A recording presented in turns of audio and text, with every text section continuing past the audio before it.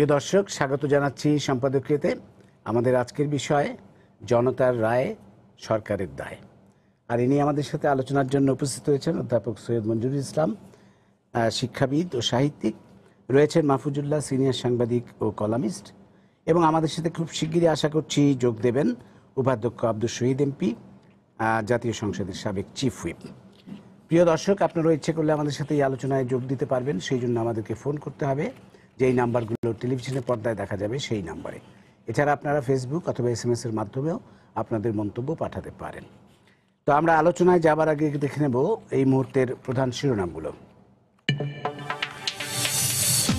সরকারি নীতিমালা না থাকায় ইংলিশ মিডিয়াম স্কুলগুলোতে রমরমা ভর্তি বাণিজ্য, অসহায় অভিভাবক। নীতিমালা প্রক্রিয়াধীন দাবি শিক্ষা বোর্ডের।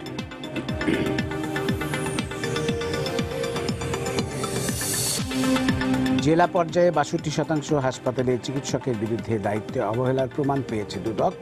রাজধানীতে 40%। ঘুষ নেওয়ার সময় ধরা পড়ল হাসপাতাল কর্মকর্তা। মন্ত্রিসভার সদস্যদের সততার সঙ্গে কাজ করার নির্দেশ প্রধানমন্ত্রীর। নতুন মন্ত্রিসভার প্রথম বৈঠকে বললেন, আওয়ামী লীগের কাছে জনগণের প্রত্যাশা অনেক।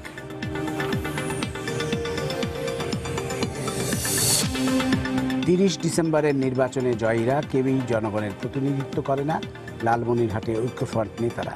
শোচনীয় পরাজয়ী বিএনপির অসংলগ্ন আচরণ, মন্তব্য আওয়ামী লীগের। এবং কয়েক দফা বৈঠকের পরও সমাধান হয়নি তাবলিগ জামাতের দুপক্ষের বিবাদ। সমাধানের সর্বোচ্চ চেষ্টা চলছে জানালেন স্বরাষ্ট্রমন্ত্রী। 23 তারিখ আবারও বৈঠক।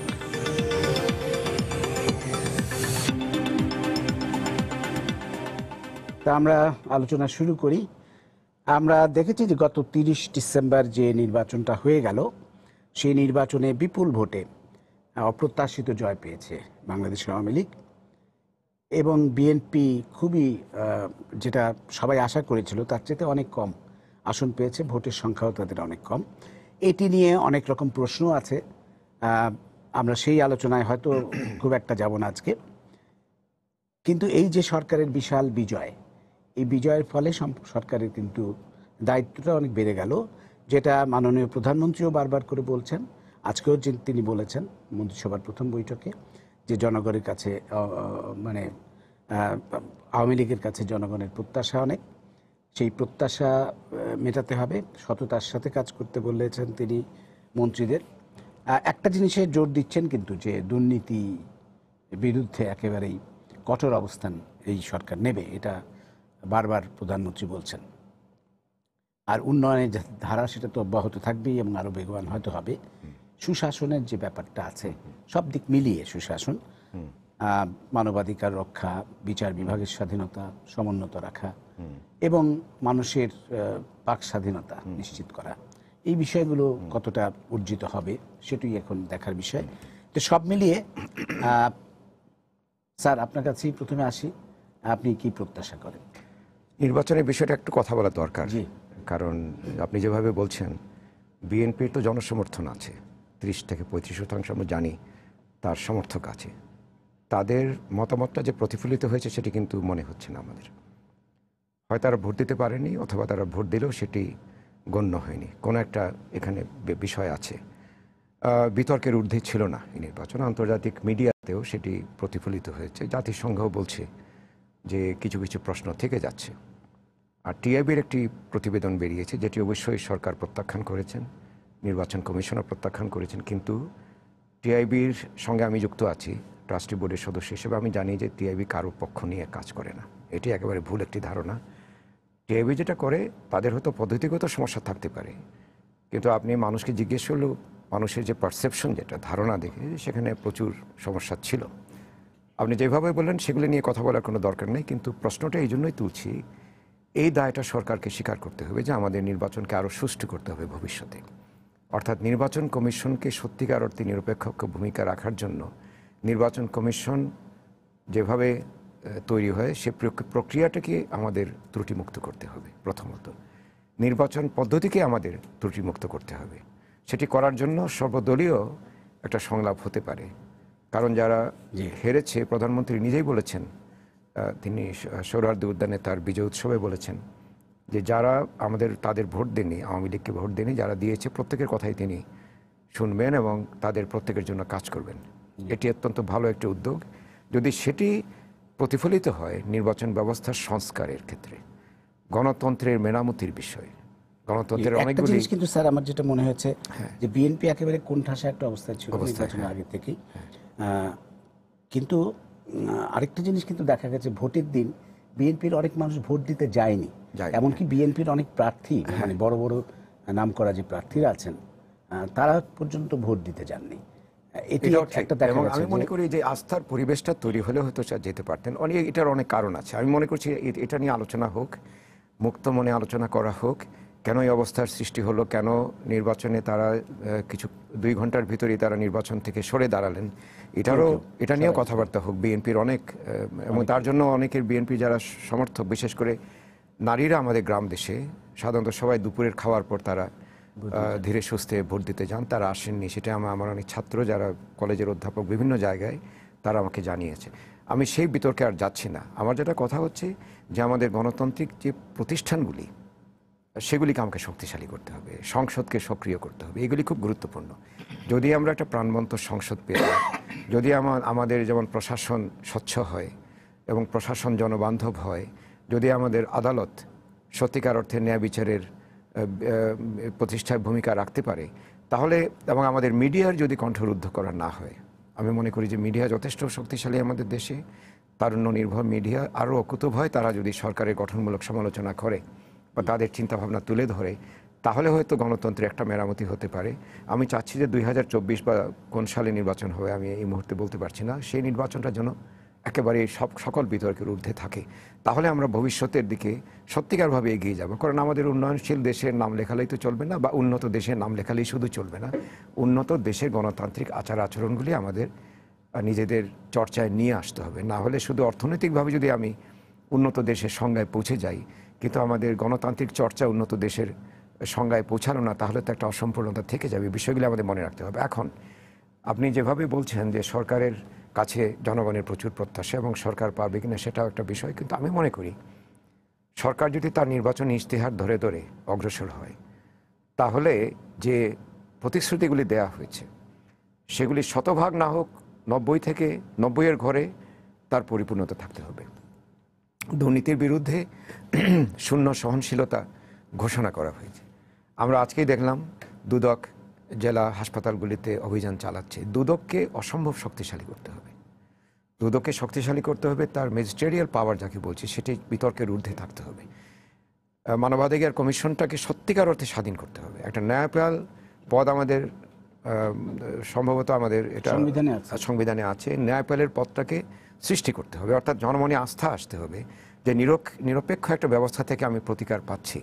কারণ সরকারের বিরুদ্ধে যদি খুব, যেমন এই জেলা হাসপাতালগুলি তো সরকারি প্রতিষ্ঠান, সেখানে যদি তারা এই ধরনের দুর্নীতি করে থাকে, তাহলে প্রকারান্তরে সরকারের স্বাস্থ্য মন্ত্রণালয় এবং দূরবর্তীভাবে সরকার তো সেই জন্য দায় নিতে হবে তাকে। তো সেখানে যদি মানুষ প্রতিকার খুঁজতে যায়, তাকে সে প্রতিকার পেতে হবে। অর্থাৎ স্বচ্ছতার জন্য যে জায়গাগুলি আমাদের মেরামত করতে হবে, সেখানে আমাদের শতভাগ মেরামতি শেষ করতে হবে। ফলে দুর্নীতি নির্মূল কোনো দিনই হবে না, কিন্তু দুর্নীতি যদি আমরা একটা সহনীয় পর্যায়ে নিয়ে আসতে পারি, যেখানে সাধারণ মানুষের জীবন ক্ষতিগ্রস্ত না হয়, তাহলে সেটি আমাদের একটা অর্জন হবে। সুশাসন আমরা বলি বটে, কিন্তু প্রশাসনকে সত্যিকার অর্থে জনবান্ধব করার জন্য সেখানে রাজনীতির যে একটা স্পর্শ আছে সেটি থেকে আমাদের দূরে আসতে হবে। আমি বিশ্ববিদ্যালয়ের শিক্ষক ছিলাম দীর্ঘদিন, ঢাকা বিশ্ববিদ্যালয়ে। আমি দেখেছি রাজনীতি কিভাবে আমাদের বিশ্ববিদ্যালয়ের পরিবেশটাকে অনেকটাই বিনষ্ট করেছে। আমাদের শিক্ষকরা রাজনীতি করেছেন, দলভুক্ত রাজনীতি। সেটা কেন শিক্ষকরা করবেন? আমি মনে করি আমাদের প্রধানমন্ত্রী শুরু করতে পারেন এখান থেকেই, যে যারা রাজনীতি করার প্রয়োজন নেই, যেমন পেশাগতভাবে ডাক্তারদের দলভুক্ত হতে হবে কি জন্য? তারা তো চিকিৎসা করবেন। আমি দেখেছি বিভিন্ন দিবসে তারা চিকিৎসা বাদ দিয়ে দিবস পালন করেন, সেটি তো উচিত না। আমাদের প্রকৌশলীরা কেন 2 ভাগে বিভক্ত হবেন? তারা দেশের সেবা করবেন, দেশটাই হবে প্রধান দল তাদের কাছে।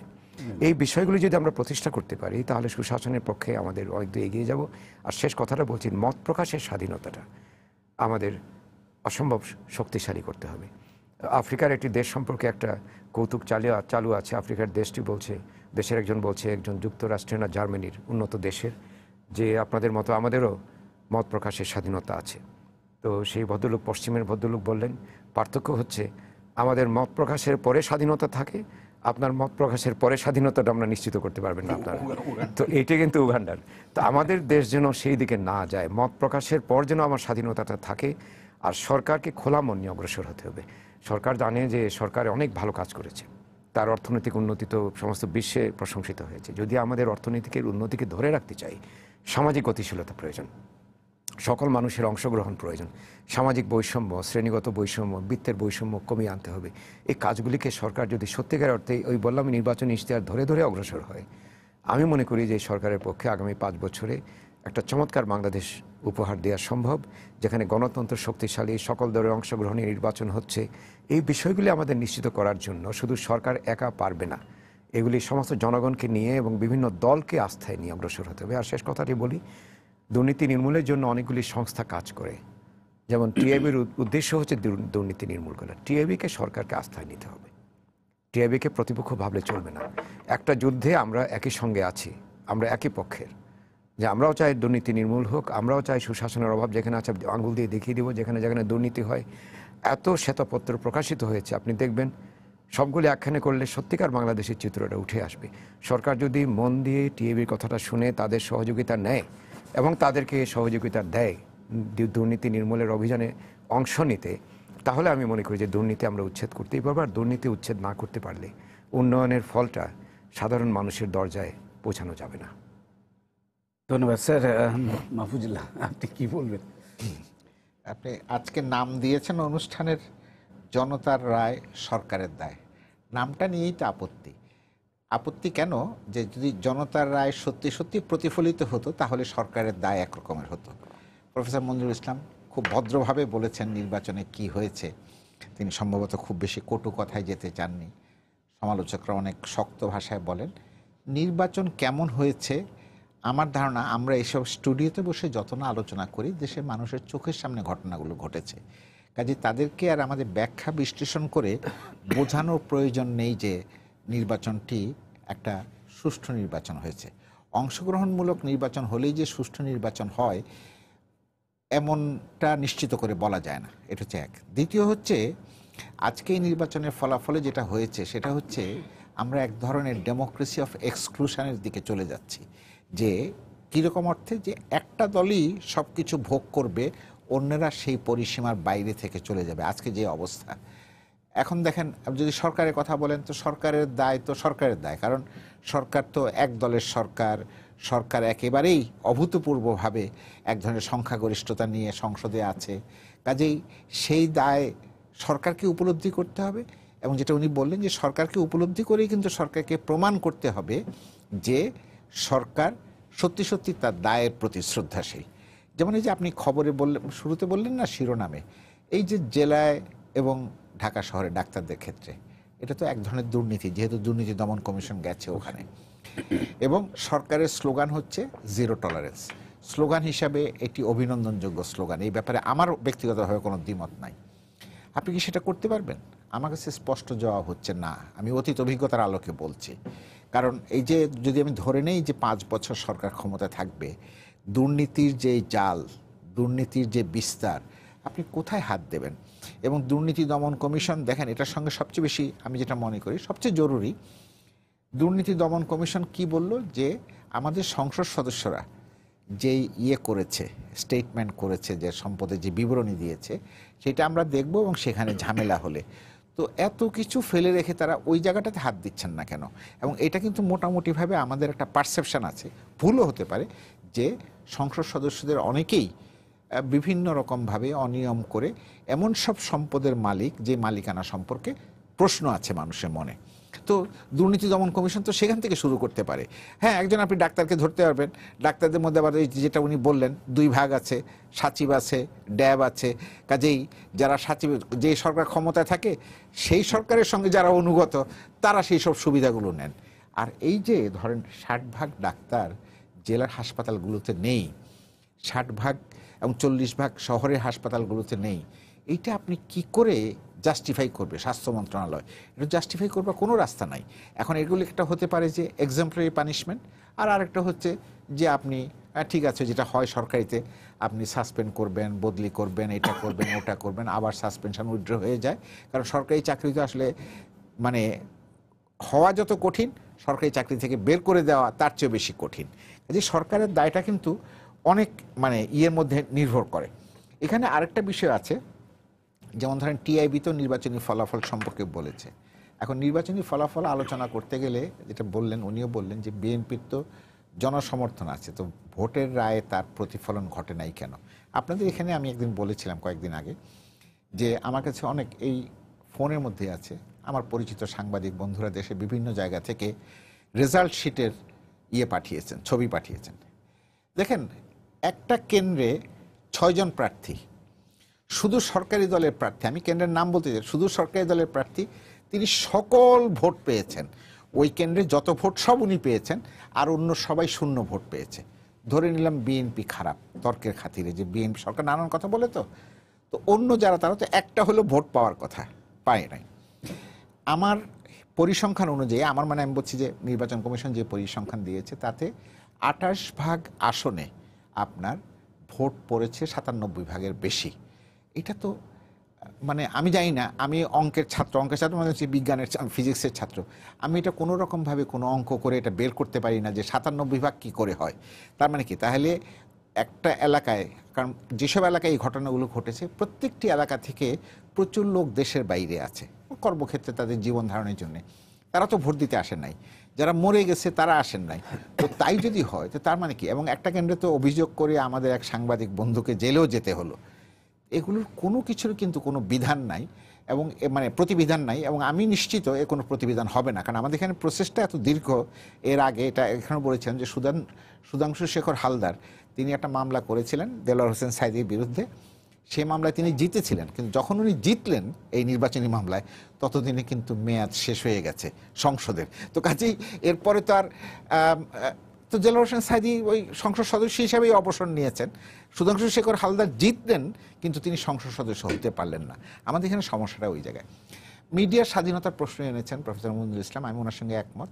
দেখেন, আমি জানি না কোনো কিছু ঘটেছে কি না, কারণ নির্বাচনের দিন ইলেকট্রনিক মিডিয়ার আচরণ আর নির্বাচনের পরের দিন প্রিন্ট মিডিয়ার আচরণ দুটো যদি আপনি পাশাপাশি দেখেন, আপনি যে কোনো সচেতন মানুষ তার মধ্যে একটা পার্থক্য লক্ষ্য করবে। অনেকে বলে যে মানে ইলেকট্রনিক মিডিয়াকে হয়তো নিয়ন্ত্রণ করা হয়েছে, আমি জানি না। প্রিন্ট মিডিয়া সেখানে ফাঁক ফোঁক দিয়ে নানান রকমভাবে তারা কাজটা করেছে। এখন এই মত প্রকাশের স্বাধীনতা যদি নিয়ন্ত্রিত হয়ে যায়, ওই যে উনি একটা গল্প বললেন, আমি আর একটা গল্প বলার লোভ সামলাতে পারছি না।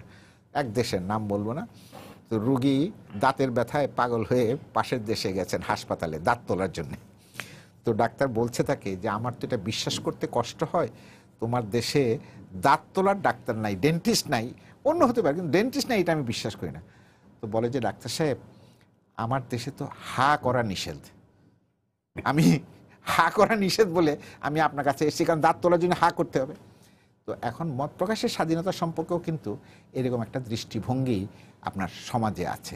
কারণ আপনি ধরেন এই যে বিভিন্ন রকমের নিয়ন্ত্রণ আপনার উপরে, আমার উপরে, ওনার উপরে, এই যে ডিজিটাল সিকিউরিটি অ্যাক্ট, যে কোনো সময় কিন্তু যে কোনো বক্তব্যের জন্য আমি আপনি ঘায়েল হয়ে যেতে পারি। এখন সরকারের যে দায়, সরকারের দায় তো অসংখ্য দায়। সরকার যখন ক্ষমতা থাকে শুধু তো মানে দুর্নীতি না, সরকারের দায় শিক্ষাক্ষেত্রে, সরকারের দায় যানবাহন, সরকারের দায় জ্যাম। এই যে ধরেন আমাদের যিনি অতি মানে প্রিয় পুরনো, আমার তো খুবই ঘনিষ্ঠ মানুষ, এই যে উনি যে আসতে পারছেন না, কারণটা কি? কারণটা জ্যাম। তো আমি তো দেখলাম যে নির্বাচনের পর থেকে মনে হচ্ছে যে জ্যাম আরও বেড়ে গেছে। এখন একটা শুনি পুলিশদের কেউ কেউ বলে যে যদি ঠিকভাবে নিয়মকানুন মানা হয়, নিয়মকানুন মানা হলে অন্তত 25% ট্রাফিক জ্যাম কমানো সম্ভব। কোনো নিয়মকানুন তো নাই, তো তাহলে আপনি কোথায় যাবেন? আপনি চালের দাম বাড়ছে, সরকারই বলছে, আবার কমে গেছে, মানে বেড়েছিল তো মাঝখানে, তো এটা কি হয়? মানে আপনিও জানেন খুব ভালো করে, ওই যে ফটকাবাজিরা যে 2 দিন বা 3 দিনের যে সময়টা পায়, ওই সময় সে লক্ষ লক্ষ টাকা বানিয়ে নেয়। আচ্ছা, আমি শেষ করে দিচ্ছি এখানে, যে সেটা হলো যে এর ফলে যেটা হয় সেটা হচ্ছে যে আপনি কোনখানে হাত দেবে সরকার? সরকারের যে দায়, অসংখ্য দায় আছে। যেদিন সরকার এই দায়, ধরেন 1 বছর পূর্তি হলে, বা আমাদের দেশে তো 100 দিনের রেওয়াজ নাই, 1 বছর পূর্তি হলে আমরা যদি তখন ট্র্যাক রেকর্ডটা অ্যানালিসিস করি, তখন বুঝতে পারবো যে সরকারের কোন দায়টাতে সরকার সফল হয়েছে আর কোন দায়টাতে ব্যর্থ হয়েছে।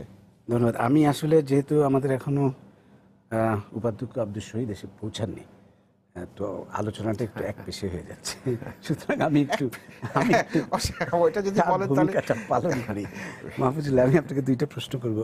একটা হচ্ছে, আপনি বললেন যে মানে বিএনপির তো অনেক জনসমর্থন আছে, সেই অনুযায়ী বিএনপির ভোট অনেক কম পড়েছে, বিএনপির কেউ ভোট দিতে পারেনি, ভোট জালিয়াতি হয়েছে, অনেক অনেক কিছু অনিয়ম হয়েছে, এত কিছু হয়েছে। তাহলে নির্বাচনের পরে একটা মানুষ রাস্তায় নামলো না কেন, বা বিএনপি একটা বড় মিছিল পর্যন্ত করতে পারলো না কেন? এইটা একটু বলবো। আরেকটা বলেছেন আপনি যে এই যে সম্পদের হিসাব দুর্নীতি দমন কমিশন হচ্ছে, সেখানে কিন্তু একটা জিনিস আপনি লক্ষ্য করবেন, আপনি জানেন হয়তো, সেটা হচ্ছে খালেদা জিয়ার সম্পদ গত 10 বছরে, 10 বছর তো তিনি বিরোধী দলে ছিলেন, নির্যাতনের মধ্যে ছিলেন বলা যায়, তারপরও এই 10 বছরে তার সম্পদ বেড়েছে 6 গুণ। আপনি এটা কিভাবে ব্যাখ্যা করেন? এটা দিয়ে আমি শুরু করি। দেখেন, খালেদা জিয়ার কেসটা এক অর্থে আলাদা, আরেক অর্থে এর সঙ্গে সম্পর্কিত। যদি তার সম্পদ বেড়ে থাকে, দুর্নীতি দমন কমিশন, কারণ দেখেন গত 10 বছর ধরে ব্যাংক অ্যাকাউন্টও ফ্রিজ হয়ে আছে, তো ওনার যদি সম্পদ বেড়ে থাকে তো দুর্নীতি দমন কমিশন ইনভেস্টিগেট করুক। ইনভেস্টিগেট করতে তো কোনো আপত্তি নাই। সমস্যাটা কোন জায়গায় হয় জানেন? এইসব ইনভেস্টিগেশন একপক্ষীয় হয়ে যায়। আজকে দেখলাম আমাদের প্রাক্তন তথ্যমন্ত্রী জনাব নাজমুল হুদা, যিনি 4 বছরের মানে দুর্নীতির অপরাধে 4 বছরের দণ্ড মানে ভোগ করছিলেন, তাকে আদালত জামিন দিয়েছে। এটা যদি আমি কাউন্টার যুক্তি হিসেবে বলি যে খালেদা জিয়াকে জামিন দেওয়া হচ্ছে না কেন কাজে, কিন্তু ওনার যদি সম্পদ বেড়ে থাকে, নিঃসন্দেহে দুর্নীতি দমন কমিশন সেটা তলিয়ে দেখবে। তলিয়ে দেখতে তো কোনো অসুবিধা নাই, কারণ যেহেতু উনি পাবলিক অফিস হোল্ড করেন, এই অর্থে যে পাবলিক লিডার, সেই জন্য আমি মনে করি যে কোনো পাবলিক লিডারের সকল অ্যাক্টিভিটিস স্ক্রুটিনিতে আসা উচিত, না হলে মানুষের মনের মধ্যে তো সন্দেহ থাকবে। আর ওই যেটা আপনি বললেন, আপনি আমাকে বলেন যে গত 2 বছরে, আমি বেশি বলবো না, 2 বছরে বিএনপিকে সরকার কোনটা সুযোগ দিয়েছে? সভা সমিতি, মৌন মিছিল, মানববন্ধন, কোনটা? আপনি নির্বাচনের আগে ঢাকা শহরে সরোয়ার্দী উদ্যানে একটা জনসভা করতে তারা চাইলো, সেই জনসভারও আপনি অনুমতি দেন নাই। আর নির্বাচনের যদি আপনি যেই তারিখ থেকে সংলাপ শুরু হয়েছে 1 নভেম্বর থেকে, আপনাদের বেশি দূর যাওয়ার দরকার নেই, টেলিভিশনের স্ক্রলগুলি দেখলে আজ পর্যন্ত যে প্রতিদিন গ্রেফতার হচ্ছে। পুলিশের একটা খুব সহজ অজুহাত আছে যে এরা পুরনো মামলা। তো পুরনো মামলা তো আপনার যে সমস্ত মামলার খোঁজ খবর কাগজে বেরোয়, তাতে দেখা যায় যেটা খুব হাস্যকর, কারণ 5 বছরের শিশুকেও ধরে নিয়ে যায় পুলিশের কাজের মধ্যে হামলা দিয়েছে। আপনার বিএনপির মহাসচিব সহ 7 জনের বিরুদ্ধে মামলা হলো কি, তারা সরোয়ার্দী উদ্যানে বক্তৃতা দিচ্ছেন, জনসভা করছেন। আপনার মামলা হচ্ছে কি, তারা হাতির ঝিলে নাশকতা করেছেন। এই যখন অবস্থা, তখন তো বিএনপির পক্ষে রাস্তায় নেমে প্রতিবাদ করা খুব কঠিন। হয়তো করবেন তারা, কিন্তু করবেন না কেন? না করবেন। আওয়ামী লীগ কিন্তু এরকম কঠিন না না না না আওয়ামী লীগ, আমাদের দেশের কোনো রাজনৈতিক দল এইভাবে নিশ্চুপ হয়ে থাকবে, তাহলে তার জনসমর্থনকে কাজে লাগাচ্ছে না কেন? না আমি আসছি না এই প্রশ্ন অনেকের। দেখেন, আওয়ামী লীগ যেই নির্যাতন ভোগ করেছে বিরোধী দলে থাকার সময়, আমি নির্যাতন ভোগ করেন এটা কিন্তু বলছি না, বিএনপি তার চেয়ে অনেক গুণ বেশি নির্যাতন ভোগ করেছে। এটা হচ্ছে একটা কারণ। সেই জন্যে আপনি তাকে কোনো কিছুই ফাংশন করতে দিচ্ছেন না, সকল প্রতিশ্রুতি সত্ত্বেও। কিন্তু জনগণ তো স্বতঃস্ফূর্ত, জনগণ সমর্থন, শোনেন, জনগণ স্বতঃস্ফূর্তভাবে একটা মিছিল হলো না।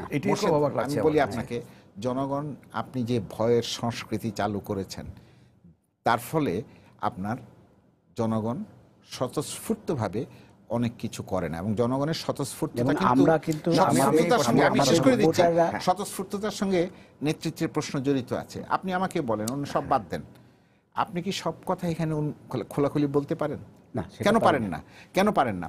ওই যে ডিজিটাল সিকিউরিটি অ্যাক্টের খর্গ আছে। এইরকম ভাবে আমরা সবাই কিন্তু এক ধরনের ভীতির মধ্যে বাস করছি, যে ভীতি থেকে বেরোতে না পারলে আপনি অনেক কিছু আশা করতে পারবেন না। কিন্তু এই নির্বাচনের পরেও কিন্তু জনগণের মধ্যে, মানে আমাদের রিপোর্টারদের যে বিভিন্ন রকমের লোকজনের সাথে কথাবার্তা বলে যেটা তারা জানতে পেরেছেন, যে মানুষের মধ্যে তেমন কোনো বিকার নাই। নির্বাচন হয়ে গেছে, একটা সরকার এসছে, ঠিক আছে, উন্নয়ন হবে দেশের, ঠিক আছে, মানে এই রকম একটা অবস্থা। যাই হোক, হয়তো আপনার যুক্তি থাকবে বা নিশ্চয়ই যুক্তি আছে, তারপরও একটা ভীতির রাজ্যে হয়তো আমরা বাস করছি, হতেই পারে। আমি একটু সৈয়দ মঞ্জুর ইসলাম স্যার আপনার কাছে আসবো। একটা কিন্তু যে সরকারের দায়ের কথা আমরা বলছি, দায়ের জন্য একটা বিষয় খুব জরুরি, সেটা হচ্ছে সংসদে একটা শক্তিশালী বিরোধী দল, যেটা আমরা এবার মিস করছি। অনেকে বলছেন যে বিএনপির যেই কজনই নির্বাচিত হয়েছেন। ঐক্যফ্রন্টের এই পর্যন্ত 8 জন নির্বাচিত হয়েছেন। তাদের সংসদে যাওয়া উচিত, যে তারা কথা বলা উচিত শক্তভাবে, এবং 8 জন সংখ্যা কিন্তু 8 জন কথা বললেও কিন্তু একজনেও অনেক অনেক অনেক কথা বলতে অনেক পারে। কিছু বলতে পারেন, অনেক কিছু করতে পারেন। তো সেটা বলা উচিত। আরেকটা জিনিস কিন্তু প্রধানমন্ত্রী কিন্তু একটা কৌশল নিয়েছেন আমি বলবো, সেটা হচ্ছে যেহেতু বিরোধী দল নাই, কার্যকর বিরোধী দল, জাতীয় পার্টিকে বিরোধী দলে ঠেলে দিয়েছেন, এবং তার যে জোটের জন্য মিত্ররা তাদেরকেও বিরোধী দলে যেতে বলছেন।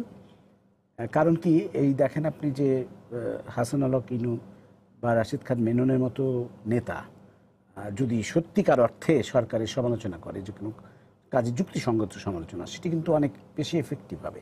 সেটা উনি হয়তো বুঝতে পেরেছেন। তো আপনি কি মনে করেন এটা কতটুকু কাজ? আচ্ছা, এর আগে একটু বলি, আওয়ামী লীগের বিরুদ্ধে কিন্তু প্রচুর নির্যাতন হয়েছে। 21শে আগস্টের ঘটনা আমরা জানি, একটা পুরো নেতৃত্বকে গ্রেনেড মেরে উড়িয়ে দেওয়ার চেষ্টা হয়েছে, এটা তো আমরা দেখেছি।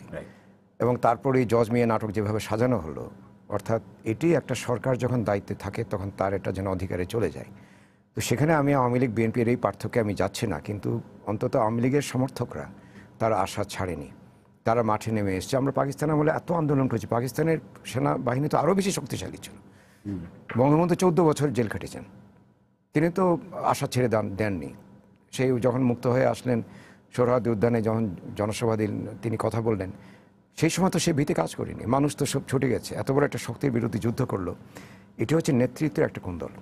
আমরা এখন দেখতে পাচ্ছি নেতৃত্বের ভিতরে একটা সমস্যা তাদের তৈরি হয়েছে। যাই হোক, সে বিতর্কে যাব না। তবে আমি আশা করি বিএনপি এখন তার একটু অনুসন্ধান করুক, তারা বুঝুক যদি দল হিসেবে তারা একটা জায়গায় পৌঁছতে চায়, তাদেরকে জনগণের কাছে আবার যেতে হবে, এবং সেখানে জামাত সম্পৃক্ততার কথাটাও আসছে ইত্যাদি, এবং ঐক্যফ্রন্টও ভাঙছে সেই কারণেই, সেটি অন্য ঘটনা। কিন্তু এখন আমার যেটা প্রশ্ন আপনি করলেন, সংসদ প্রাণবন্ত হতে হবে, কারণ সংসদের যে সমস্যাগুলি আমরা দেখেছি আগে, সরকারের প্রশংসাটাই 90-99% হয়, 1% হয়তো সমালোচনা হয়। তো প্রশংসার তো প্রয়োজন নেই। আর প্রশংসা যে কোনো রাজনৈতিক ব্যক্তিত্বকে কিছুটা নির্লিপ্ত করে দেয়, তার সক্রিয়তা নষ্ট করে দেয়।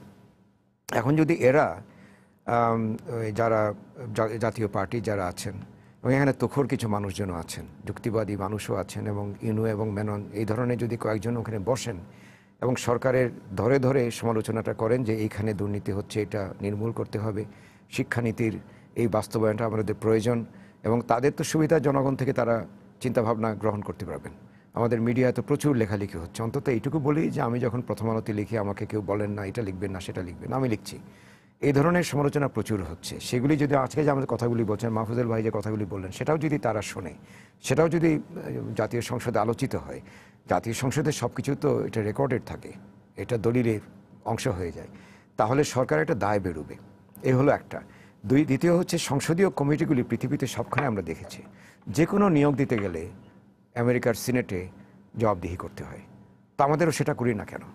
আমাদের যতগুলি বড় বড় প্রশাসনিক দায়িত্ব আছে, এই প্রজেক্টের চেয়ারম্যান, ওই প্রজেক্টের ইত্যাদি, সেগুলি তাদেরকে ডেকে তাদের সম্পর্কে জিজ্ঞেস করা হোক, যে যার বিরুদ্ধে দুর্নীতির প্রশ্ন উঠবে তাকেও সেখানে ডাকা হোক, এবং শুধু সরকারি সমালোচকদের ওখানে ডেকে আপনি তাদের দায়বদ্ধ করবেন তা কিন্তু না।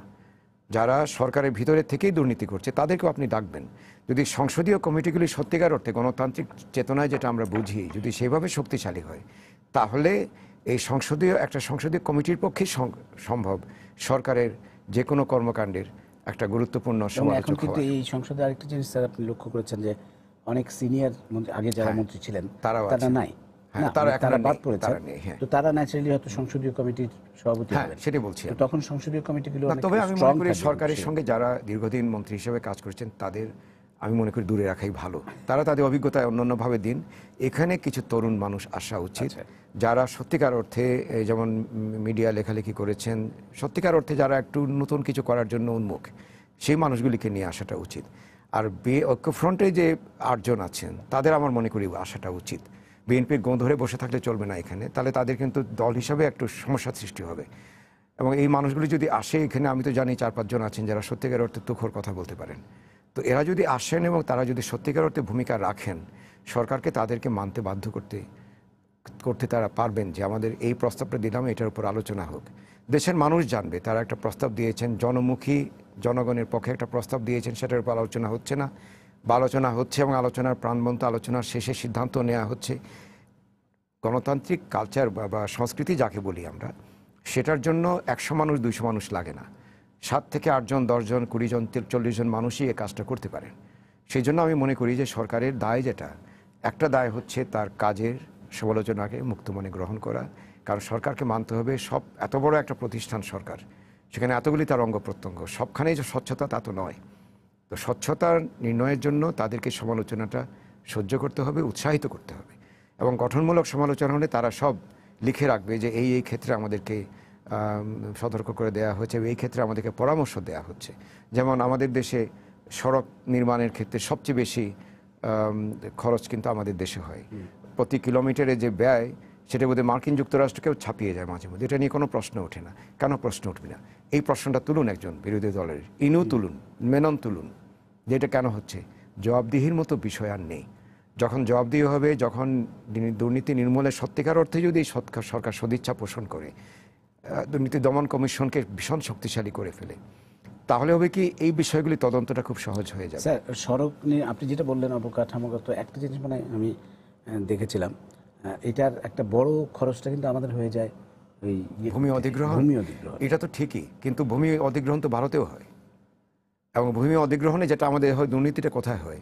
মানুষজন ওই জমি কিনে ওইখানে খাপড়া দলান তেলান তুলে সেখানে তারা, এটা কিন্তু ওই যারা ক্ষমতাসীন স্থানীয় পর্যায়ে তারাই এই কাজটি করেন। এই পদ্মা সেতু হওয়ার পর আমি অন্তত ফরিদপুরের কয়েকটা গল্প জানি, যেখানে জমি কিনে তারা সেখানে ওই নতুন দালান টালান তুলেছে, তারপরে 10 গুণ 20 গুণ বেশি হারে তারা আদালতে চলে যাবে। তো এটি একটি কারণ বটে। তবে এটাও আমাদের এই দীর্ঘসূত্রিতার ব্যাপার। একটা প্রকল্প 3 বছরের জায়গায় 7 বছর লেগে যাচ্ছে। আমার মনে হয় ইশতেহারে যে বিষয়গুলি উল্লেখ করা আছে, এই প্রত্যেকটা বিষয় তারিখ নির্ধারণ করে দেওয়া উচিত, যে আমাদের এই তারিখের ভিতর এটি হবে। যেটা আমরা 100 দিন, কিন্তু আমি একটা পত্রিকায় লিখেছি, এর আগে আমাদের 100 দিনের একটা সংলাপ হয়েছিল একবার, যে 100 দিনে আমরা কি করতে পারি। এখনও তো সময় আছে, সরকার দিক না 100 দিনের ভিতর আমার এই কাজগুলি শুরু করব এবং এইগুলি নিষ্পত্তি করব, অন্তত তার গোড়াটা আমরা পত্তন করে ছাড়ব। এটি যদি করা যায়, মানুষের ভিতর আস্থা তৈরি হবে। একটা জিনিস আমি আগেও বলেছি, মানুষের আস্থা না অর্জন করলে, মানুষকে সম্পৃক্ত না করলে, সকল কাজ সুন্দরভাবে সমাধা করা সম্ভব হবে না। আমি মাহফুজুল্লাহ আপনার কাছে আসবো, যে বিএনপি আপনি নিজেই বললেন বা আমরা জানি যে একেবারেই একটা খুবই শোচনীয় অবস্থায় আছে। কারণ বিএনপিকে এমনভাবে সরকার বিগত মানে কয়েকদিনে তো বটেই, মানে কয়েক বছরেই আমি বলবো, এমনভাবে কোণঠাসা করে রেখেছে, তাদের দাঁড়াতেই দেয়নি। গ্রেফতার টেফতার ইত্যাদি ইত্যাদি নানা জিনিস আছে। যে এই অবস্থা থেকে ঘুরে দাঁড়াতে গেলে বিএনপিকে তো ঘুরে দাঁড়াতে হবে। আমরাও চাই বিএনপি ঘুরে দাঁড়াক এবং একটা শক্তিশালী বিরোধী দল হোক। ঘুরে দাঁড়াতে হলে বিএনপিকে আসলে কী করতে হবে, মানে আত্মসমালোচনার জায়গাটা যদি একটু করেন বিএনপির দিক থেকে।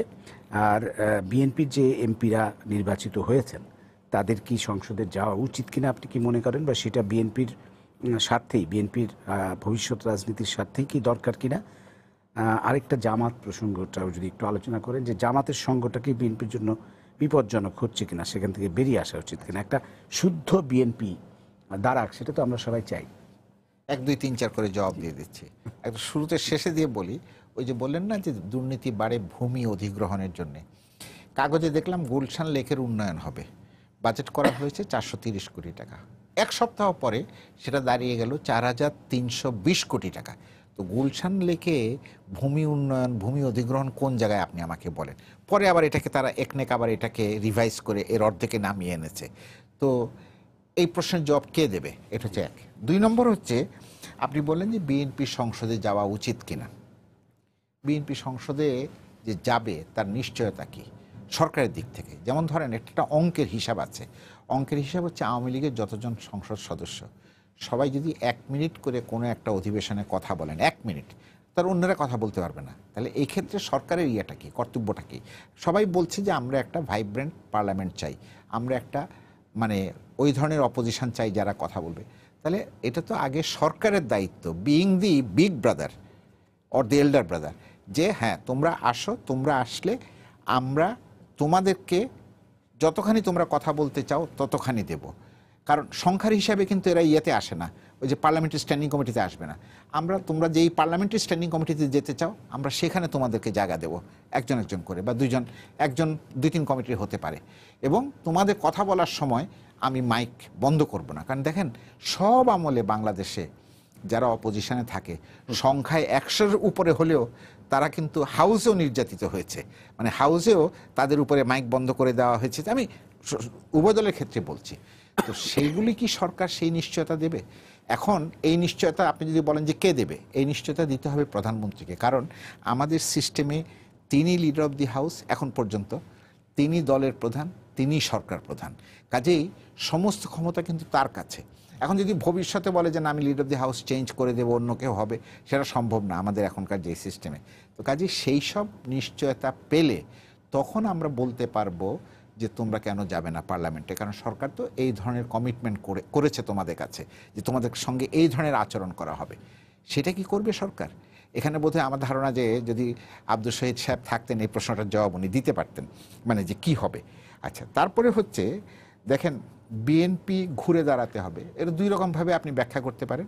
একটা হচ্ছে যে যেইভাবে আওয়ামী লীগ বলে বিএনপি তো শেষ, বিএনপি দরকার কি, এই পার্টি তো শেষ, তো যেই পার্টি শেষ সেই পার্টি নিয়ে তো আলোচনা করা অর্থহীন। আর আপনারা যারা সচেতন মানুষ, মানে আপনারা বলতে আমি ব্যক্তিগতভাবে, মানে যারা দেশের সচেতন মানুষ, তারা মনে করেন যে একটা শক্তিশালী বিরোধী দল থাকা প্রয়োজন, বা যেই দল আবার হয়তো পরবর্তী পর্যায়ে সরকারি দলও হয়ে যাবে। মানে বিরোধী দল বলতে যে বিএনপি বা আওয়ামী লীগ তা না, যে কেউ মানে সেই ক্ষেত্রে বিরোধী দলের প্রতি যে আচরণ, আমি তো মনে করি মিডিয়ার উচিত সরকারকে জিজ্ঞাসা করা যে তোমরা বিএনপির প্রতি সুআচরণ করবে কিনা। তোমরা সুআচরণ করলে তখন আপনি বিএনপির উপরে মরাল প্রেশার তৈরি করতে পারেন যে সরকার তো বলেছে সুআচরণ করবে, সরকার বলেছে তোমাকে এইসব অ্যাক্টিভিটিস করতে দেবে, এইসব অ্যাক্টিভিটিস করার একটা তৈরি করলে তখন আমরা সবাই মিলে বলতে পারবো যে বিএনপিকে এই নিশ্চয়তা দেওয়া হয়েছে, সো বিএনপি সংসদে যাওয়া উচিত, বিএনপির অ্যাক্টিভলি কাজ করা উচিত। থার্ড যে জামাতের প্রশ্নটা আসছে, দেখেন এটা উনি থাকলে আমি জিজ্ঞাসা করতাম, সেটা হচ্ছে বিএনপি খারাপ, বিএনপি জামাতকে ছেড়ে দিলে আওয়ামী লীগের কী লাভ হবে? এই প্রশ্নটার জবাব কে দেবে? বিএনপি ছেড়ে দিল, ধরেন আমি তর্কের খাতিরে বলছি যে বিএনপি জামাতের সঙ্গে সকল সম্পর্ক শেষ করলো, আওয়ামী লীগের কী লাভ হবে? আওয়ামী লীগ যে বারবার বলছে যে এই জামাতের জন্য নির্বাচনে বিপর্যয়, জামাতের সঙ্গে সম্পর্ক সব মেনে নিলাম তর্কের খাতিরে, ঠিক আছে করে দিল, তাহলে কি হবে? তার পরবর্তী পরিস্থিতিটা কি হবে? কখন এটা বলেছে আওয়ামী লীগ পরিষ্কার করে বলুক যে আপনারা ছেড়ে দিবেন, তার পরের দিন 24 ঘন্টার মধ্যে আমি তাকে বাতিল করে দিব, আপনারা ছেড়ে দেন, তার 24 ঘন্টার মধ্যে আমি তার দেশ থেকে বের করে দেব। সব কিছু কিন্তু একটা ধোঁয়াশার মধ্যে তারা রেখেছেন। তো যদি ধোঁয়াশার মধ্যে রাখেন, বিএনপি যদি বলে যে তুমি স্বৈরাচারের সঙ্গে সম্পর্ক শেষ করো, তাতে তোমার ক্ষতি কি? মানে আমি বলছি যে রাজনীতিতে কতগুলো তর্ক আমরা সামনে আনতে পারি। বিএনপি জামাতের সাথে সঙ্গ ত্যাগ করলে আওয়ামী লীগের হয়তো কোনো লাভ নেই, আপনি যেটা বলছেন, কিন্তু বিএনপির লাভ আছে। তো আপনি কি সেটা পরের আমার কথা, বিএনপি তো ক্ষতি যা হওয়ার হয়ে গেছে। আওয়ামী লীগের প্রপাগান্ডা অনুযায়ী, বুদ্ধিজীবীদের আলোচনা অনুযায়ী যে বিএনপির এই বিপর্যয়ের কারণ জামাতের সঙ্গে তার সম্পর্ক, কেমন বড় কারণ, এটা মানে বলা হচ্ছে। যদি আমি ব্যক্তিগতভাবে মনে করি না, কিন্তু আমি জামাতের সমর্থক নই, আমি ব্যক্তিগত আমার মানে, কিন্তু আমার কথা হচ্ছে যে ওরা বারবার বলছে আওয়ামী লীগ, এই জবাব আপনিও দিতে পারবেন না, এই জবাব প্রফেসর মঞ্জুর ইসলামও দিতে পারবেন না, এই জবাব আওয়ামী লীগকেই দিতে হবে যে বিএনপি জামাতের সঙ্গে সম্পর্ক শেষ করলে এই লাভ হবে, দেশের এই লাভ হবে, দলের এই লাভ। এই সূত্রে আপনাকে বলে দিই, মানে জনগণ কিন্তু আরেকটা জিনিস প্রত্যাশা করে খুব আন্তরিকভাবে, এইবার বিএনপি সঙ্গ ছাড়ুক বা না ছাড়ুক, জামায়াতকে নিষিদ্ধ করা উচিত সরকারের, করবে হয়তো।